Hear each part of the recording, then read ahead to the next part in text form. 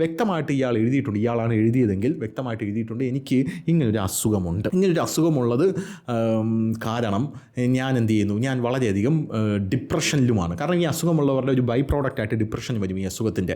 അപ്പോൾ ഡിപ്രഷനിലുമാണ്, അതുകൊണ്ട് ഞാൻ ആത്മഹത്യ ചെയ്യുകയാണ്. പിന്നെ പുള്ളി എഴുതിയിട്ടുണ്ട്, എൻ്റെ സുഹൃത്തുക്കളായിട്ടുള്ള ഒരുപാട് പേര് എഴുതിയിട്ടുണ്ട്. അതിലൊരു പേരാണ് ഈ അൻസിൽ എന്ന് പറയുന്ന വ്യക്തിയുടെ പേര്. സ്ത്രീധനം എഴുതി കൊടുക്കുകയാണ്. പോരാത്തതിന് എൻ്റെ gold, digital gold, mutual fund, stock market ഇതെല്ലാം പിരിച്ചെടുത്തോളണം പല ആൾക്കാരും എന്നൊക്കെ പറഞ്ഞ് എഴുതിയിട്ടുണ്ട്. പക്ഷേ തന്നെ പീഡിപ്പിച്ച വ്യക്തിയുടെ പേരെന്താണെന്ന് പോലും ഈ വ്യക്തി ഇതിനകത്ത് എഴുതിയിട്ടില്ല. ഒരാൾ മരിക്കാൻ പോവുകയാണ്, മരിക്കാൻ പോകുന്ന ആൾക്ക് പീഡിപ്പിക്കുന്ന വ്യക്തിയുടെ പേര് എഴുതിയാൽ എന്താണ്? അയാൾ ശിക്ഷിക്കപ്പെടണം എന്നാണ് ഇയാൾ ആ കത്തിലൂടെ പറയുന്നത്. ഇനി ഇങ്ങനെ ഒരാൾ ഉണ്ടാകാൻ പാടില്ല. പക്ഷേ RSSനെ അങ്ങും ഇങ്ങും അച്ഛൻ പുച്ഛൻ തെറി വിളിക്കുകയാണ്.